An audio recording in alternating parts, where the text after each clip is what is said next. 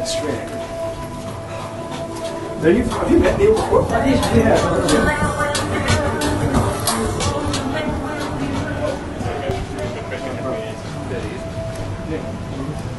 Neil, Hinch. There it is. How you doing? Cheers. Thank you very much.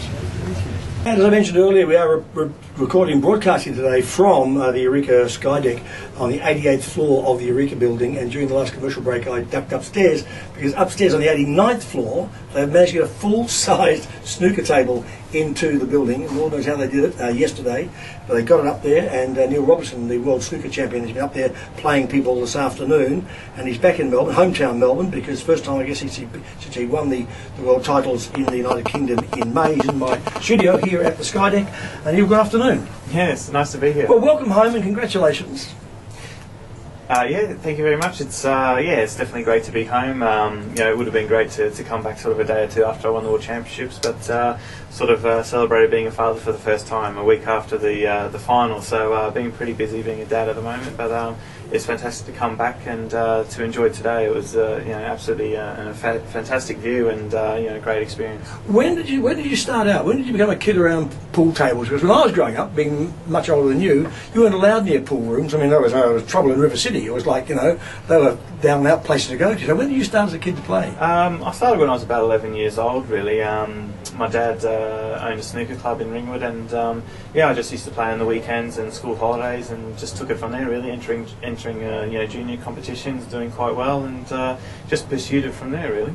When did you know, hey, I'm pretty good at this, I would like to take on the world? It was probably when I started beating a lot of people, sort of 20 years older than me, I think, and sort of frustrating a few of the older guys. But I think I picked it up pretty quickly and improved at a pretty rapid rate, and a lot of experience sort of coaches and things thought that I should give it a go, and one day I could be a professional.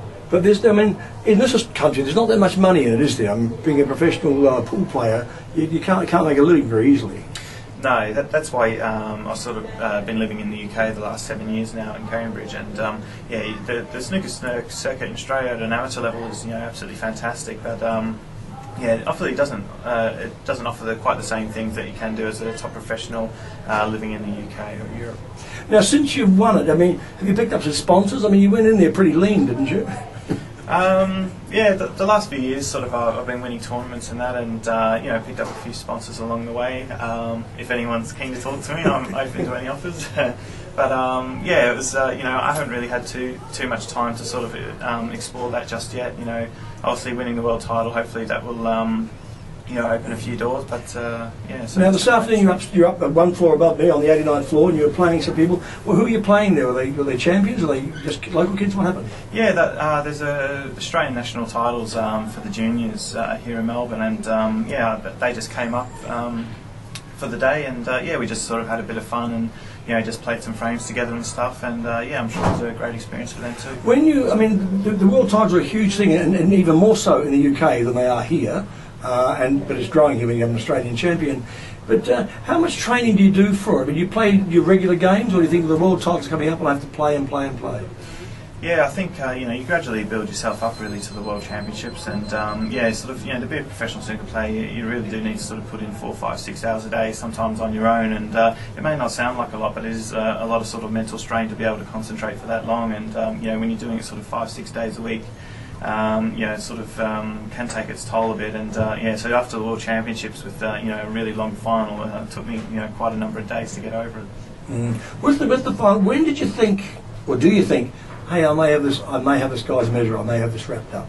Or don't you think that? I think it took a really long time. There were so many points in the match that I looked like pulling away and going on to win it quite comfortably, but he kept coming back, and it wasn't until I potted a really great pressure ball to go 16-13 in front that I knew that would be the breaking point, and after that he started to make a few more mistakes, and that's when I knew that I was every chance to win. You see, it's like snooker's like golf, because it's all on you. It's mental as well as not only the stick in your hand. It's also mental, as Greg Norman found when the times that he choked. So it's the pressure must be enormous.